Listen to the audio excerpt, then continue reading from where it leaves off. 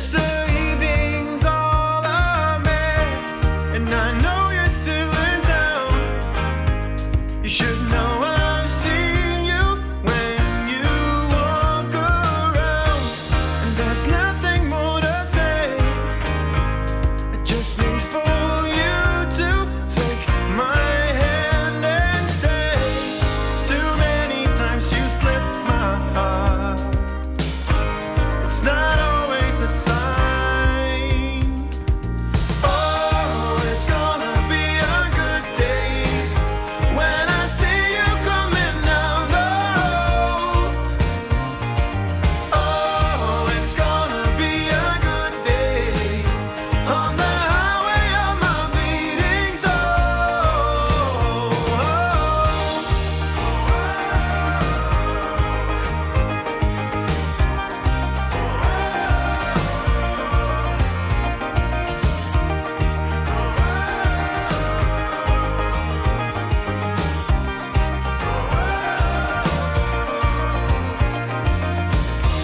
When I start to lose control,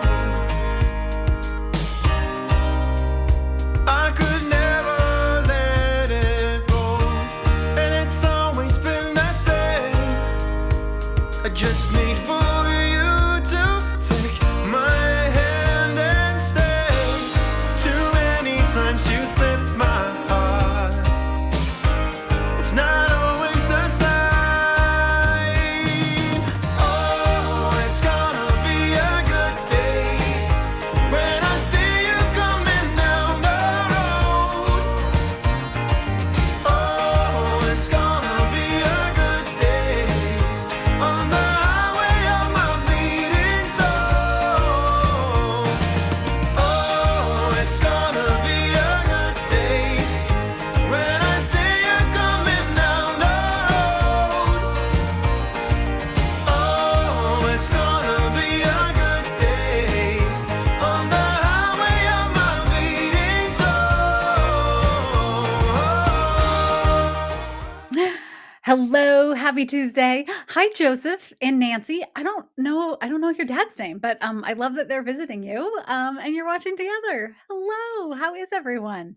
You're all in Maryland. I'm curious. I know some of our crew is in North Carolina. So I just have to say, without crying, like, whew, if you're in North Carolina, I am just sending you all the love. Yeah, just awful, awful images. I don't know enough about the South. I'm so West Coast centric that I have aunts that live in Florida and in Tampa. And so like I was checking with her, I was checking in with Tara Lush, who lives in St. Pete. And I know St. Petersburg, Florida got a lot of damage, but Tara fortunately is fine. So anyway, if you have been impacted by the hurricane, I am sending you all of my thoughts. It reminded me, seeing the scenes reminded me so much of the fire that we experienced a few years ago in Ashland, where it's just like 1 minute everything's fine and then like an entire town is gone. So Beth, you're about 100 miles. I know. I just the pictures and images are just heartbreaking. So I hope everyone else is okay. Anna Louise posted this. She's heading to Western North Carolina to help out. Oh, that's amazing. I know. I have thought like the tech guy's on. I don't know if he'll talk about this, but he volunteered for CERT when we were in Ashland, which was super important because wildfires in that area, right? But I've thought like, oh, once we both retired, it would be really interesting to go and like, volunteer for FEMA or one of the organizations like that. Hi. But only if they let me drive the fire trucks. You almost got to drive the fire trucks, but No, but that's what I'm saying. I'm only going to volunteer if they'll let me drive the fire trucks. Otherwise you're on your Because own. I got robbed. I was so close, but COVID took it away from me. I was selected to be one of the people to learn how to drive the fire trucks in case of a mass catastrophe where the fire department didn't have enough people to drive the engines. I was going to be driving the engine. Your number was up. Yeah, but then Coach. COVID hit and that program got canceled. So I know. Yeah. I know, Lily. We got a tech guy pop up. Yes, Lenny. I'm so glad for the disaster recovery folks in Ashland. When the fire happened in Talent, we did a lot of volunteering, and it was amazing because there is like a whole crew that came in I mean, like 2 days later with FEMA and like took over the fairgrounds and set everything up. It was All the portable incredible to housing, watch. Yeah, everything. Yeah, it was just it was a machine. It was I really know. cool to see. Yeah, I know. Oh, Nicole, hi. Yeah, sorry, poor tech guy. Thanks, Maybe one Nicole. day. Yeah. Maybe one day, right? And I'm It could kidding. I will volunteer like without driving the fire engine, but it would be right. really cool if they let me. I'm just saying. I'd be good at it. I know I would. We digress. But anyway, We're sending both a all little of punchy because like I was working right up until literally I hit go live. I had a meeting that was going long, so I'm like over here on this yeah. screen for work and then popping over here and then tell everybody what you were doing right up until the moment that we went live. I just delivered book 21 of the Bake Shop Mysteries. Literally, I can't see straight. My contacts are like glued to my eyes. Nothing like having a book come out yesterday and then having a book due today. I would normally this book has been ready to go, but I've been vacillating on the ending. Oh, the tech guy just went away. I wasn't watching. I've been vacillating on the ending, and so I've rewritten the ending like 4 times. And today, finally, I just had this epiphany about an hour ago where I was like, you know what? This is what editors are for. This is what editors are for. So I just sent it off to my editor with 2 potential ways that it can end. I have them all sketched out. I actually have chapters written for both potential endings. And I'm going to let her weigh in and decide. I know. So if I've been a little distracted. Oh, thanks for the manicure. I actually have to get it fixed before we travel to Portland this weekend. I did it myself. But I swim every day and so it's coming off. Anyway, I'm a little rummy for that, but it's all good. It's super fabulous. I think I can. Oh, I don't know if I can share the title yet. I don't know if I can share the title yet, but this one is going to be a book all about Andy. So I'm very excited. This is Andy's big story, so it's going to be great. Oh, there's Anna Louise. We were just talking about that. Nicole, 2 potential endings. Could you use one for another book? I could, but it's more about, I don't want to give any spoilers away, right? It's more about the growth arc for Andy in particular. Let's just say that. And there are 2 very different ways that I could take the story. And I had thought, which this happens sometimes going into writing this particular novel, I was fairly sure I knew what was going to happen. And then I got to the end and I was like, oh, well, hold on a second. Yeah. Michelle, you feel like you're cheating on the Bake Shop Mysteries because you're starting this one. I know. Yeah, exactly. We're going to talk about that. It's not cheating. It's spreading the love. I do have an idea at some point in time where I would love to pepper in some little Easter eggs from other characters from books, which would be really fun. Like, if Jules and Sloane or Jules and Annie, suddenly their worlds collided. That would be amazing. But anyway, that is off and we'll see how it ends. I don't know yet how it'll end. We'll find out. Lily, I should let my editor decide. Then it's a surprise for me too, right? That would be hilarious. I could send her both. I could send her both endings. I didn't. I just sort of ended up writing kind of like a placeholder ending. Yeah. Linda, I could publish. Oh, sorry, I missed that one. We popped that one back on. Maybe publish your new book with both endings. So choose your own adventure. Yeah. Okay. I've thought about that. Did everyone love those books as a kid? I was addicted to choose your own adventure novels. I would go to the library. This was like my Agatha Christie obsession. I would go and pick out every title that the library had, read them. And then, if you died like 12 pages in, it didn't matter because you're like, oh, I get to try again. Anyway, Stephanie, a limited edition alternative ending book. Oh, sold through charity. That would be really cool. Yeah, I don't know.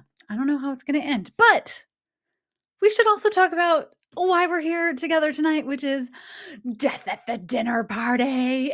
Oh, look at you. Thanks, tech guy. This is the third book in my new series, The Secret Bookcase Mysteries, and it just came out yesterday.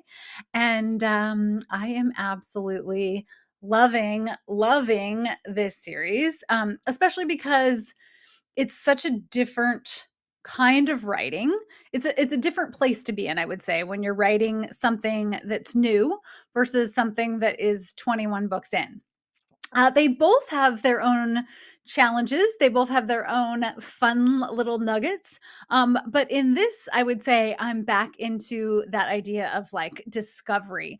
And by the third book, I'm really getting to know these characters, hopefully in the same way that you're getting to know them.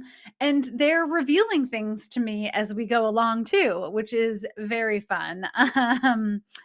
Joseph, when you get back to the writing course, you should write a choose your own adventure. That would be amazing. A choose your own adventure full mystery. That would be so awesome. Jerry, you love the recreation of the cover with the cat. Oh my gosh, we were cracking up. Here's the true story. The cat is desperate to be at the dinner table. She cries, she paces. Sky Guy actually built her own custom chair to have at the table so she could like eat with us, but she doesn't want any part of that. She only wants to be on a chair or on a lap until we asked her to do a cameo, and then she wanted no part of that, which was great. So if you're new to the series, the first two books, I have them here, The Body in the Bookstore and Murder at the Movies, both came out in June. And this series is set in a fictional town of Redwood Grove, California, which may be loosely based on a few places that are near me. And they feature a sleuth who has this different kind of touch. I would say that these are still cozy, but they sway maybe just slightly darker in that Annie Murray, the sleuth, has a background in criminology. She thought that she was going to become either a private detective or go to work for, the police or the FBI or something along those lines. But her best friend in college, who she was going to start a private detective agency with, Scarlett, is murdered right before they graduate. And there is a cold case of Scarlett's murder that is running through the series. So there's a little bit of a slightly darker thread. These are not going to keep you up at night. They still have all of the coziness that I think is just in my blood at this point in time. But there is a little bit more depth to them. They are all set at a Secret Bookcase, which is an Agatha Christie inspired bookstore. And that I have shared before is inspired by Filoli, which is an old English estate here in Northern California. And the first time I walked through it, I was like, oh my gosh, I have to set a book here, but it needs to be a bookstore. And so there we go. So this third book, Annie is hosting. Oh, Marissa, I'm so glad to hear that. It's always fun to hear that readers are enjoying it. It's different, so you never know. This one is set out at the old Wentworth estate, which is an old sort of dilapidated farmhouse on the outskirts of town. And Pri, who is Annie's best friend, her partner Penny has recently purchased the estate and is renovating it and has run out of money because, it's expensive and property is expensive. And so they are hosting a mystery themed dinner party as a fundraiser to raise funds to work on the farm and the orchard and the rest of the estate. And so they've hired actors who are at the dinner table. They are mixed in with the guests, so none of the guests know who is who.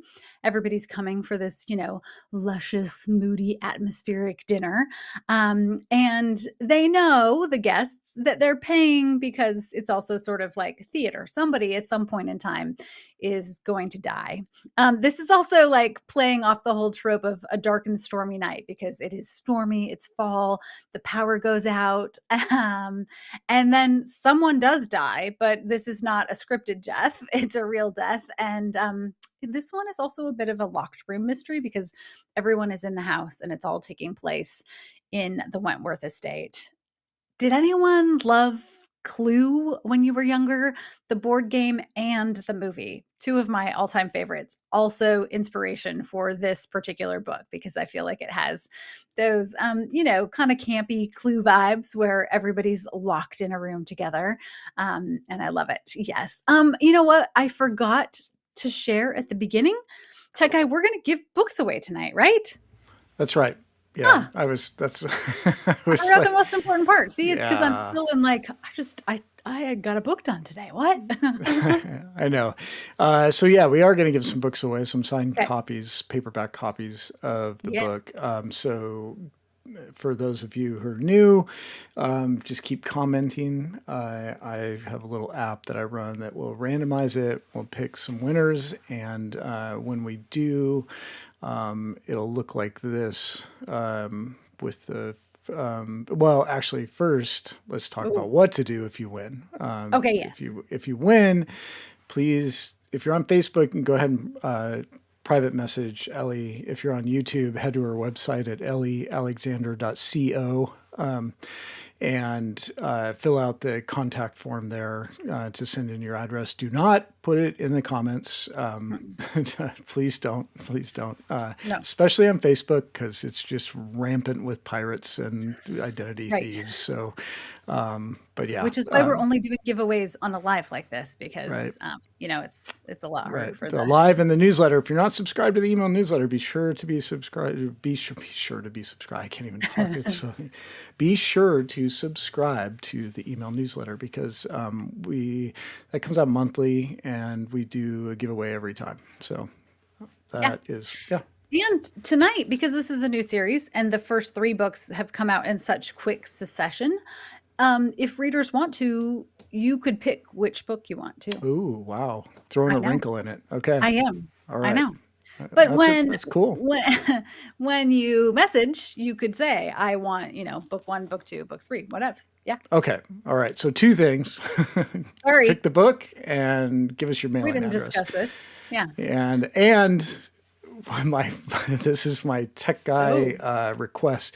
Please put your mailing address in the format that you would if you wanted somebody to send you a letter.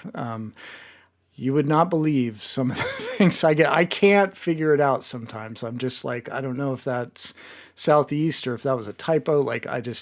So just put it out so I can copy it and paste it right into our shipping software, and we'll get the books out to you as soon as we can.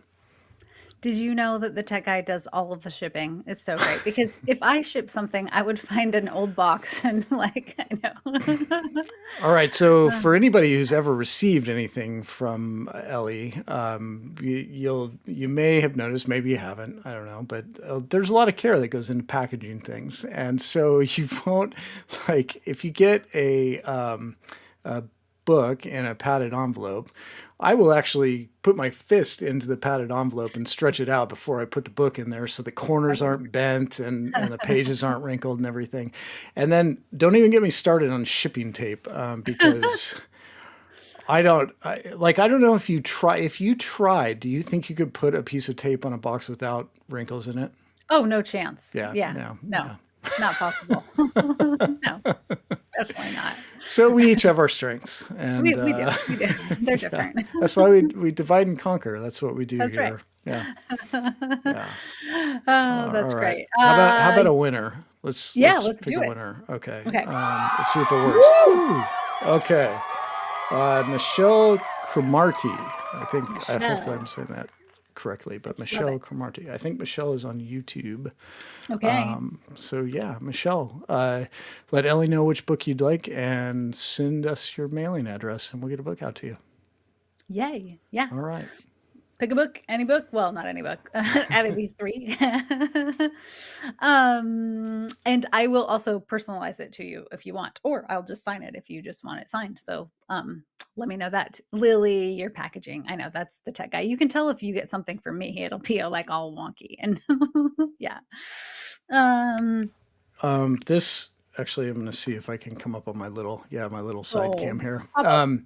We did, Cherry. We used to have Ellie branded shipping tape, but it's actually terrible for the printing was that where we were getting it. It just wasn't great for the environment, and it wasn't good for recycling. So the shipping tape that we use now is just a real boring, plain brown craft shipping tape, but it's 100% recyclable, so it doesn't mess with getting the cardboard recycled and everything. So it's just a little bit better for, it's a little bit more expensive, but it's a little bit better for the environment ultimately. So All of the packaging is like even yeah, the ink is like a vegetable ink. Yeah. yeah, yeah.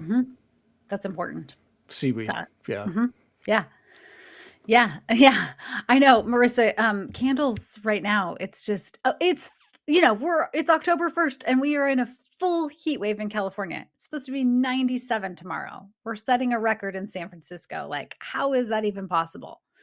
I'm ready for fall. I want all the fall vibes. Although if I need to like fictionally escape, it's perfect to read Death at the Dinner Party because I'll just pretend like I'm in a storm. Anyway, so you just screamed, oh no. Well, because she was um, the winner. oh, okay. Yeah. Michelle, yay.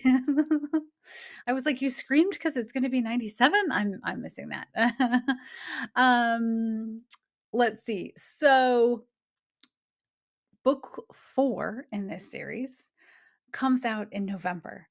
This series is with a different publishing house that's based in the UK, and their model is slightly different. So uh, I've gotten a lot of questions about like, did you write these all? Like, did you write in June and then they published in, or like did them in May and then they published in June? No, I've been working on this project for 2 years now, and I worked with my editor to develop the series and all of the things. But the books are coming out in quick succession. Let me say that 3 times fast, which has been really interesting from being in the world of Redwood Grove and being in Annie's head because my writing schedule did adjust accordingly.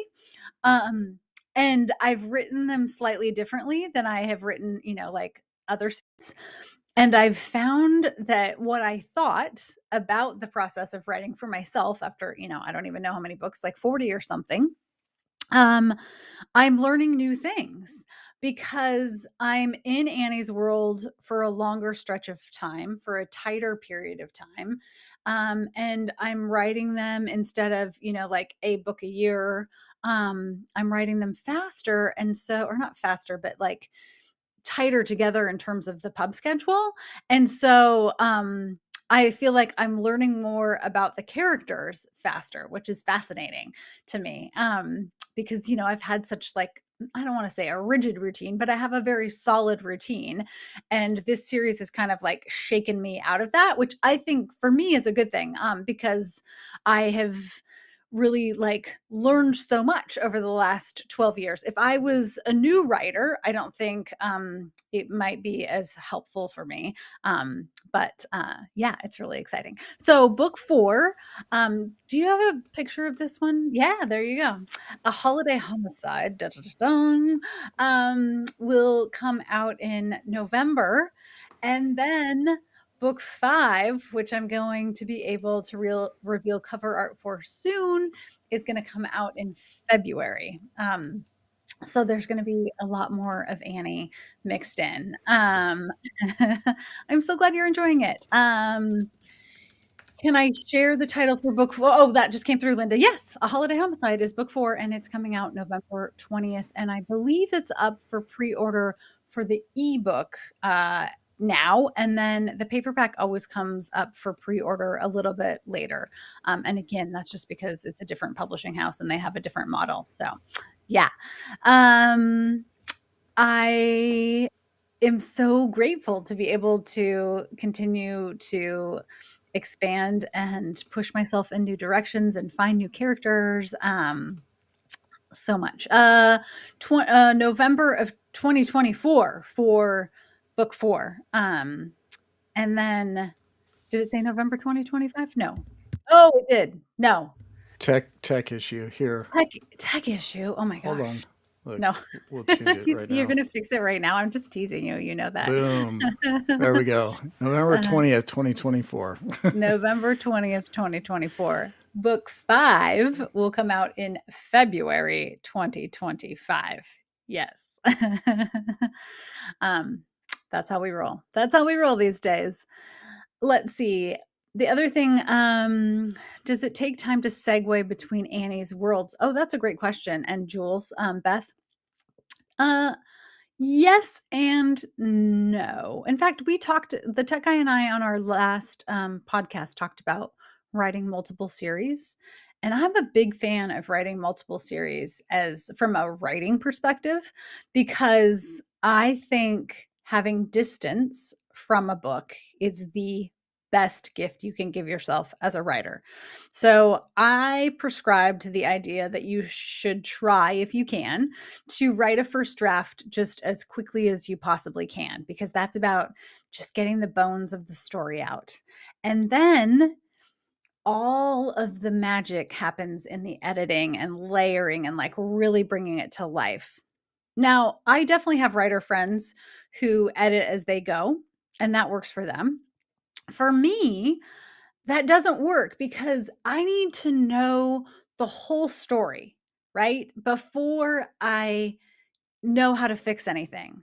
Because if I spend a ton of time at the beginning fixing a plot point, or like, for example, this book that I just delivered today that I was sharing with you all, I didn't know how it ended. And it wasn't until I got to the end that I opened myself up to this possibility of, oh, it could end this whole other way. So I really believe in writing a first draft as quickly as you can and then getting out of that headspace. And for me, I found it, especially in the early years of writing, very difficult to get out of that headspace, because I would be like, let's take Jules, for example. If I was writing one of the early Bake Shop series, I would still like want to be in Tort with her. And I would want to be, like walking the streets of Ashland. But I didn't have any distance from the story to be able to come back to it and go, okay, what's working, what's not working, what needs to be fixed? Like, who's feeling really cardboard? How do I develop, an emotional arc for these characters so that I feel attached to them and hopefully you feel attached to them? All of those things. This is a very long answer. This is why you shouldn't do a live after you've spent all day like finishing a book. But I then can pull myself out of Jules' world if I'm entering Annie's world. And then I'm like, oh, okay, I'm away from Ashland. I'm in Redwood Grove now. Now we're in a bookstore. Now we have Corky Fletcher, who loves all things Sherlock. And, so like, I guess I have some tropes and some archetypes that like tend to follow me in my cozies. You could say that Fletcher has a touch of the professor in him in a very different way. I like giving characters like a little bit of an obsession sometimes, that sort of thing. But then I enter this new world. And I'm in it. I'm either editing that book or I'm starting a new book. And then I can come back to Bake Shop with a totally new lens and perspective and read that first draft through again, almost as if I hadn't written it, because I've been able to walk away from it. So, yeah, I think if you are somebody who wants to write multiple series, you should give it a whirl. Like, finish the first book and then take yourself away from it and really dive into trying something else. Yeah. Good. I'm so glad that they feel realistic to you, Anita. That's so important to me.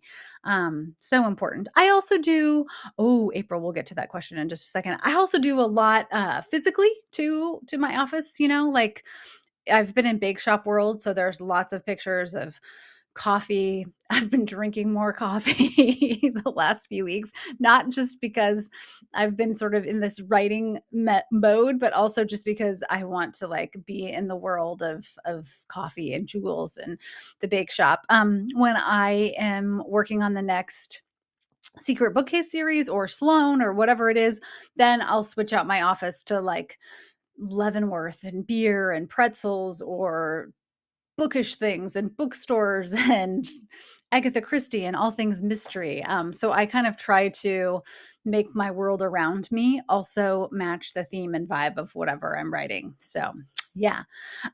April, yes, there are a certain number of secret bookcase mysteries planned. So I'm going to write 6 for sure. We're going to wrap up Scarlett's murder. We're going to know who did it by book 5, because I'm also a firm believer in the idea of not stretching something out like that for too long. I think we've talked about this before, but as a reader, as somebody who loves a subplot in a series myself, I get frustrated at some point if, we're 12 books in and there's been no movement. So we're going to know for sure who killed Scarlett by book 5. And then that storyline is going to wrap up in book 6. And then I'm talking to my editor right now as we speak about other ideas and where the series may go or may spin off from there. That's a little teaser for you. So that's where we're at with that one, which is very exciting. You see the Tort chalkboard behind me that way? Yeah. The tech guy made that for me years ago when we were first doing Tort Test Kitchen, which feels like a lifetime ago. Let's see. So you wish you could visit Tort. Well, that's going to take me to the next thing I want to talk about, which is stuff that's coming up this fall. So you probably have heard that the Ashland Mystery Fest is happening. It is taking place in just a few weeks. I cannot believe it. If you haven't had a chance, hey, look at that. I had to break it up a little bit. Okay. So, Cherry Northcutt. I think Cherry was on both Facebook and YouTube tonight, but I think Cherry, she switched over back to YouTube. So, okay, awesome. So she knows the drill, though. So pick your book. Pick your book. Pick your poison, and and send us your address. Woo! That's awesome. Yay, Cherry! Congrats. Okay, so Ashland Mystery Fest is taking place October 17th through 21st in Ashland. The whole vision for this came about because I too want Tort to be real. So the goal is to fully immerse you in Ashland, in Jules' world, in all of the places that have inspired the series. Like you're going to get to walk into the coffee shop and Pucks and all of the places. Yay, you, Jerry. Congrats. And then this year, there are multiple authors who are joining me. We're doing panels and workshops and mystery-themed dinners. So when I was developing the Secret Bookcase series, I was talking to my editor about ideas and like the Secret Bookcase and my vision for an Agatha Christie bookstore. And at that point in time, this will take you back and give you perspective on like delivery dates and how far ahead I'm writing. I was just starting the planning process for the Ashland Mystery Fest. That would have been fall of 2022. Yeah. Because 2023 was our first Mystery Fest. So I was like, what would be fun in real life? I'm doing this Mystery Fest. Maybe I could add a touch of that into the series. And actually, one of my first thoughts for this series was that Annie would host a Mystery Fest for every book. And then I was like, that's going to get boring and I think a little too just like clunky. So I shook it up. But what I'm doing is I'm taking some of the events from our real life Mystery Fest, like an immersive mystery dinner, and using those as inspiration for this series too, which is really fun. So everything that you can imagine. There's going to be sweater weather panel. There's a panel where we will collectively write a mystery, and then that mystery will be read by the authors at the Agatha Christie dinner that night. The Agatha Christie dinner is taking place at the Ashland Springs Hotel, and it feels like you are stepping into an Agatha Christie movie when you walk into the hotel. And so you'll be able to dine with an author. Every author is hosting a table. You won't know who you're dining with. It's a surprise. Even Mount Ashland, Mount A, is getting into the spirit. So they are doing a haunted ski lift. So you can go up and ride the lift, and there are going to be all these kind of like lights and spooky things and everything. There are 2 murder mystery dinners again, which will have actors, just like Lance, involved, and you'll have dinner and a little side of murder. There may be some bonus character pop-ups. We're gonna do cooking classes and high teas. Like, the goal is that, Linda, that it's something for everyone. And it's different, that like for those of us who love mysteries and cozies, Ashland is just the ultimate fall village. So the goal is to bring everyone together, to just really like spread the book love, to make connections. One of my favorite things about last year were that there were quite a few readers who came independently and made friends and connections, and everyone is involved. And yeah, it's just going to be fantastic. So if you can't come this year, I will do my best. Last year, I was terrible, unintentionally, at posting and sharing throughout the weekend because I was just so busy. And it was the first time that we did it. And so this year, I've intentionally not signed myself up for quite so many events so that I can go participate in events as well. And the tech guy was just talking about, like, are you going to bring all the camera gear? Are you going to bring a little bit of the camera gear? But then, so in addition to sharing, we are already planning for 2025. I already have a whole list of authors that are attending. And the goal is that every year we'll bring in some of the same authors and some new authors, and do the events that really resonate with readers, and then always bring in new events. So yeah, I'm super excited about that. And this weekend, if you happen to be in the Portland area, I'm going to be at Powell's Books on Friday night with my friend Emmeline Duncan. We're going to do a panel at the Beaverton store. And then Saturday afternoon, we're going to be at Vintage Books in Vancouver, Washington. So come by and say hi. Let's see what else. I know it is quite the schedule. It's going to be so fun. I will film as much as we can.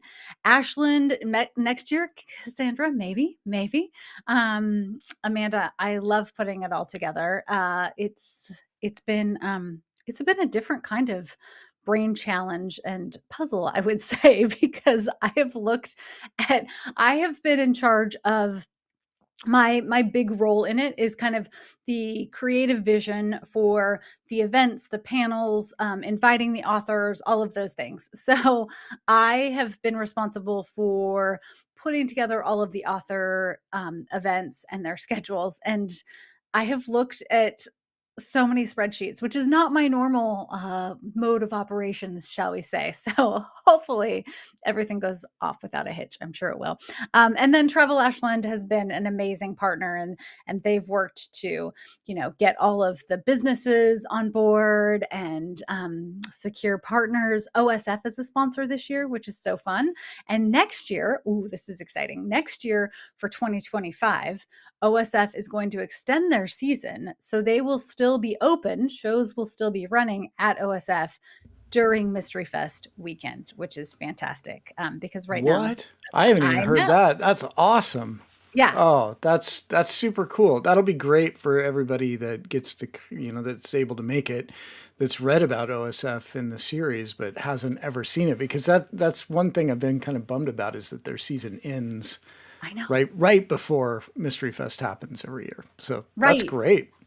I know. It didn't used to, but after COVID, they scaled back the season a lot.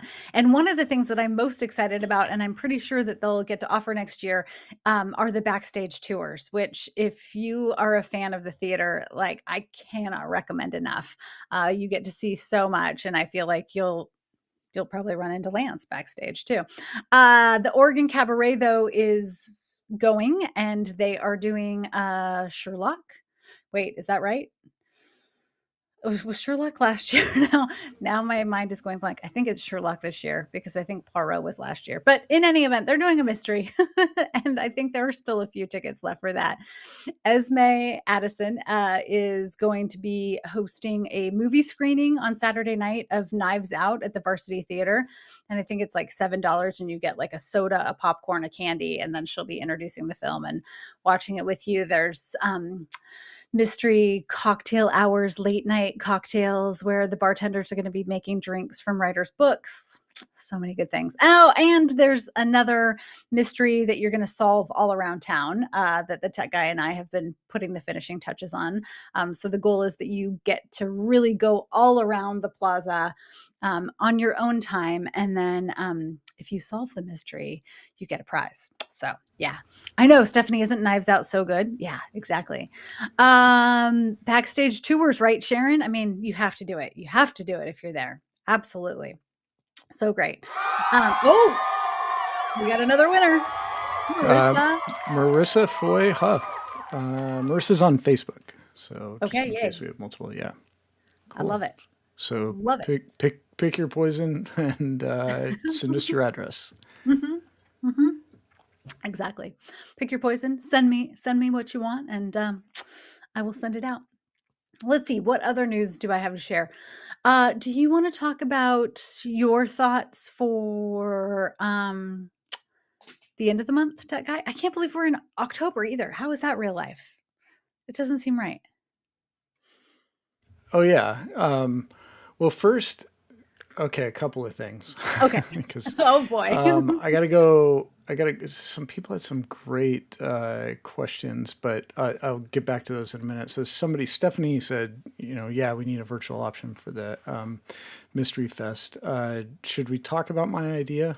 Do you want to? Yeah, I know. Well, okay, so you do have an idea for a virtual Mystery Fest. I hate to talk about it because the reality of pulling it off in the short term is small, right? But in the long term, absolutely. The difference with this, like if we were just talking about Ashland Mystery Fest and having a virtual, well, you mean streaming it, like streaming Ashland Mystery Fest? Yeah, it would be really hard because it's not. The whole vision is it's very different than like your traditional mystery conference where you're going to one hotel and you're maybe going to a couple of conference rooms within that hotel. You're literally going all around Ashland. Events are taking place all around town.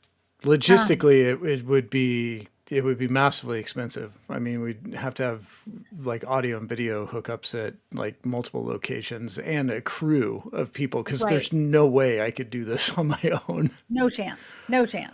But we were discussing the idea that it would be fun you were discussing the idea that it would be fun to do a virtual version that would be different.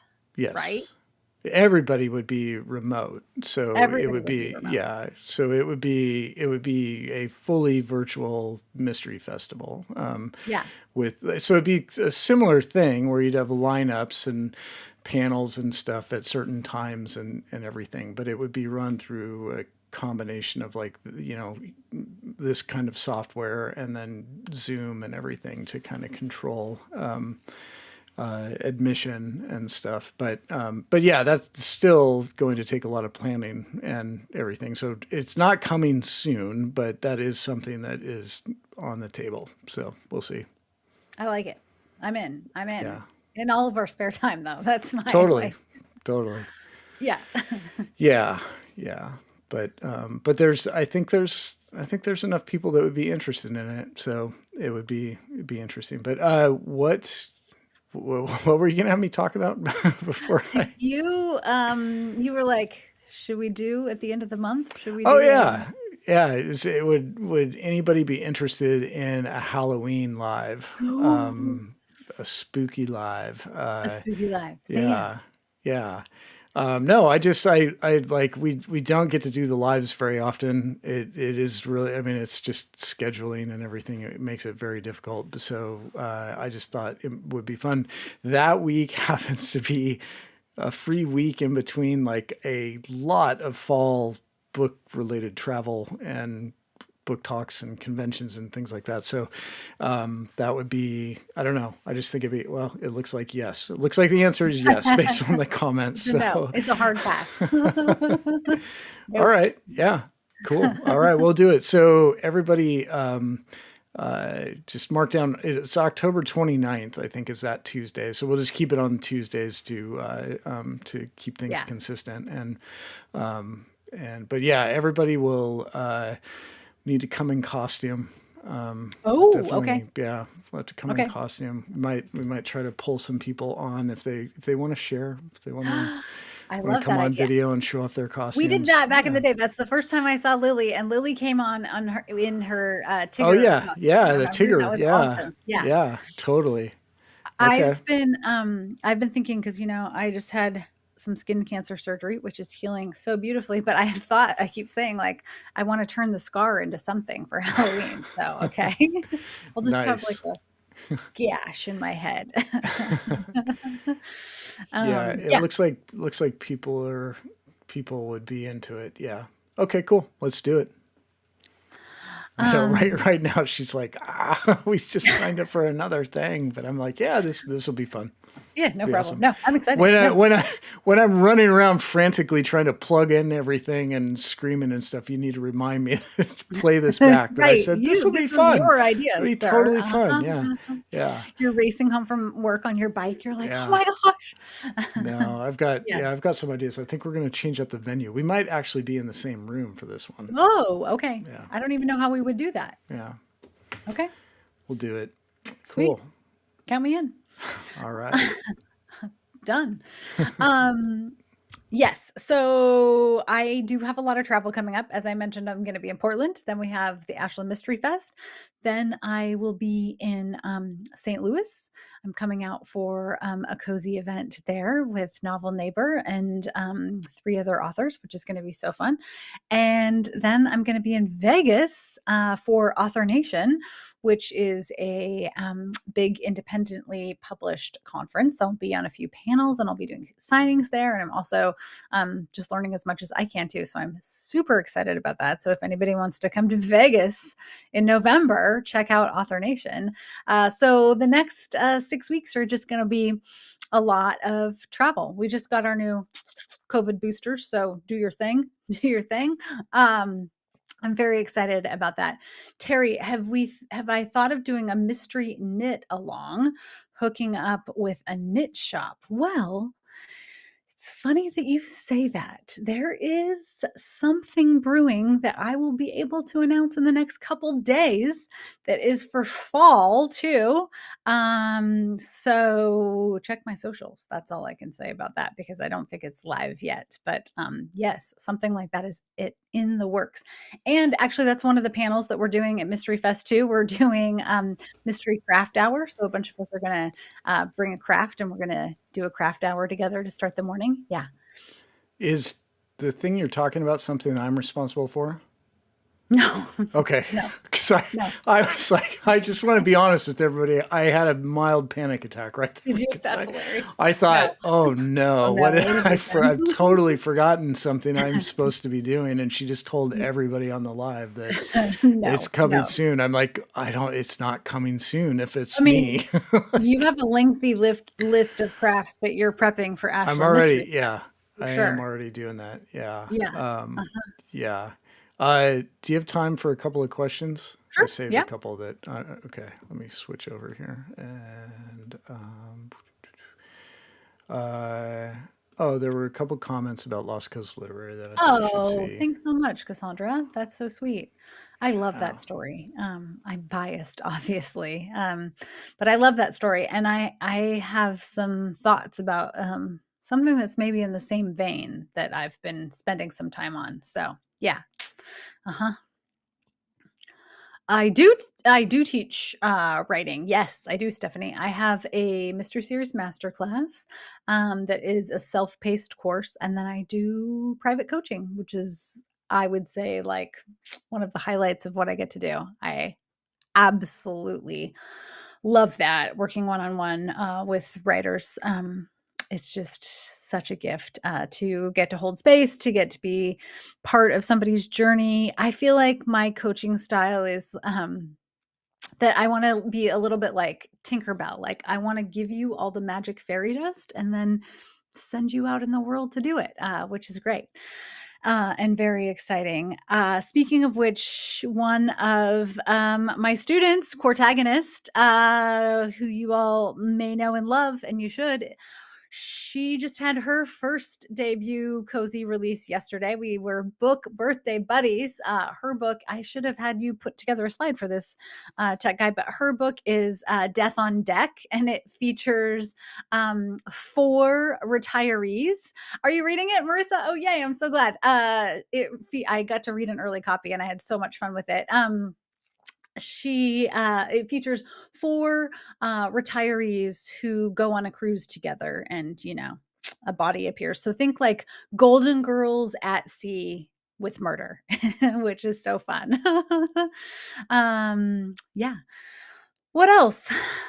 Well, I'm coming on for a couple of Okay. these because so this Jeannie, yes, she's interested. I'll just tell her I'll right now. Like, yeah. So go ahead and Oh yeah, totally. contact us, and yeah, that would be awesome. That'd be so great. I love Reddit, so Me too. yeah, Big fan. that's where I see all the UFO news. 2 thumbs up. Yeah, exactly. Totally. And yeah. Death on Deck is the title of Courtagonist, and she writes as Courtney Bradley, and it's COUR. Wait, Court NY. There's no E. Right. Yes. Yeah. Golden Girls with murder on a cruise ship. So fun. And so that's always just such an incredible, like, I feel like the same way, that you feel if you have kids or something. Like, it's amazing to get to see writers then going out and having their books published and doing the work. Super exciting. Yes, you should definitely check it out if you have a chance. It's a cozy cruise. Yes. Sending her all the bookish love. She's the best. And the Beach Bum Bookworm and Intentionally Bookish are going to do a panel at Ashland Mystery Fest this year. So that's going to be so fun. They're going to do the rise of the cozy and talk about everything that goes on in cozies in the bookish world, which I'm super excited about. I'm sneaking in. I'm going to introduce them just so that I can like be a fly on the wall and hear their panel, because it's booked. It's all sold out. I know, April, right? I'm pretty sure they'll let you in. Just saying. I don't know. Yeah. I doubt it. April, you're coming to Mystery Fest too. So there's like, I don't know if you can see it, but I have like a whole stack of the Mystery Fest authors. I shared it in the newsletter today, in fact. Now you can see it. Hiding back there. So you have some reading ahead of you, but that's okay. That's a good problem to have, right? The TBR stack can never be too long. I'm coming back on because I don't know. I feel like I have to be here for this one because Julie has been a long time listener, viewer, reader, and she wants to know, will there be more Sloan books? I know. I get this question at least twice a day. I mean, I'm not exaggerating. There are a lot more people that ask the same one, but I just happen to see Julie's first. So the answer is yes, absolutely. I know what I want the next full-length book to be. We were in Leavenworth earlier this summer. You helped me. We sketched out the whole plot for said book. It's just over beers. Yeah, right. Exactly. Right. Research. It's just working it into my writing schedule. So my goal, and I hate to say, I hate to like attach a date to it because I don't want to disappoint you then. But the long answer is yes, there's definitely more Sloan coming. The short answer is, do I know when? No. Would I like it to be perhaps by the end of 2025? Yes. Will I be able to hit that deadline? I don't know, because that's my own like self-enforced deadline. And things that I'm writing for the publishing houses take priority. So yes, yes. And I don't know when. Stephanie wanted to know if we'll be in costume for the live. Oh, sure. Of course. Yeah. Absolutely. Yeah. Yeah. We love a costume. In fact, then we'll take a live vote to see whose costume is better. Oh, well, you usually make my costume, so then you should just win that's anyway, a good point. Right? That's good. Yeah, you have the unicorn head up there, so exactly. I know. yeah. Can you see it? I have One more giveaway. Stephanie, when do you sleep? I do sleep. I love my sleep. I just I mean, writing is my full-time job now, which I'm so grateful for, so there's that. And I'm I'm also organized. So I have just I hate, again, using the word rigid, but I have a very solid schedule and plan that works for me, and I stick to it. And, like any other kind of job, I don't allow distractions, like if I have writing time from 9 until 2, I'm not going out to meet a friend for coffee or to go to lunch or do any of those things. Like I'm here writing. So that's it too. Um, are we doing your dog ran into the woods and went missing for a half hour? You finally found him chasing a skunk. Oh no, you feel like you aged 30 years. Thanks for the calming stream to lower my heart rate. Wait, Spooky Teapot, did the dog get sprayed though? Because oh no, that was our dog died a few years ago, but that was my biggest fear, especially living in Ashland because we had so many skunks like in the backyard. And it never happened, but I have heard horror stories and like the whole tomato juice thing. So, okay, you got to report back, but I'm glad you found him. We almost lost the cat. Oh, maybe like 2 months ago. Our cat has always been an indoor cat and will always be an indoor cat, especially because she lived the first part of her life in Ashland, where there are cougars and bears and things that will kill you if you're outside. Anyway, she accidentally got out the front door. I want to say like 2 months ago. It doesn't really matter, but it was summer and it was the weekend. So the tech guy and I were both home. And I realized that she had gotten out, and we were both searching the entire neighborhood, calling for her. We brought the cat food out, like all of the things. And then the tech guy found her like waiting at the front door, crying to get in. Yeah, she's just still sitting there. So I don't know. I walked like a mile and a half, and to try like running around trying to find her in every bush and everything. Yeah, she was there the whole time. She just came back. What a stinker! Yeah. Yeah. Lisa, your dog got. Oh, Cassandra Lynn. Cassandra Lynn. Cassandra's on YouTube too. So please send us a message via the website and let us know. Yeah, do it. Do it. Let me know what book you want and how you want it inscribed, or if you want it inscribed. Your dog got sprayed 6 weeks ago. Tomato juice is not good for dogs. Okay, that's good to know. Oh, yeah, that is so it's the worst feeling, Spooky Teapot. Oh my gosh, just terrifying. I know when the cat got out, my heart just sank and it's like full-blown panic and all the things. So I'm glad you're back. Lily, when your dog was a teenager, Fitz got sprayed by a skunk and mom only stewed tomatoes. We pulled tomato seeds out of his fur for a week. Oh no, that sounds terrible. I think we never got it. We should have, but I think there's like a special shampoo you can get, right? Yeah. Yeah, no, the kitty's fine. She's totally fine. She was waiting at the porch crying to be let back in, but we were in full-blown panic mode for like, I don't know, 45 minutes searching the neighborhood for her. So yeah. Sharon, you started the book last night and you'll be ready for Ashland Mystery Fest. Yay. All right. Well, I think that wraps up. I feel like I've just been rambling because I've missed all of the beautiful faces in the live so much. I have just a couple more actually that were for me. Oh, good. Oh, probably. I mean, chances are good. I got like my tattoo. I can't really show it. It's hard to show it on that. But yeah, chances are good that it will be Star Wars. But we'll see. And then this one, yeah, that's actually so nice. That's so sweet. I have never signed a book before, so sure, this will be the first one. I love it. Yeah, as long as Ellie's okay with it, I'll sign it. Yeah. Why would I not be okay with it? That's awesome. His signature will be nicer than mine too, just so you know. That's great. Yeah. Cool. Okay, so if you won a book tonight, remember to message me. You can go to elliealexander.co and message me with your mailing address, with what book you would like, and how you want it inscribed. And if you want the tech guy to sign it, we'll throw that in too. Why not?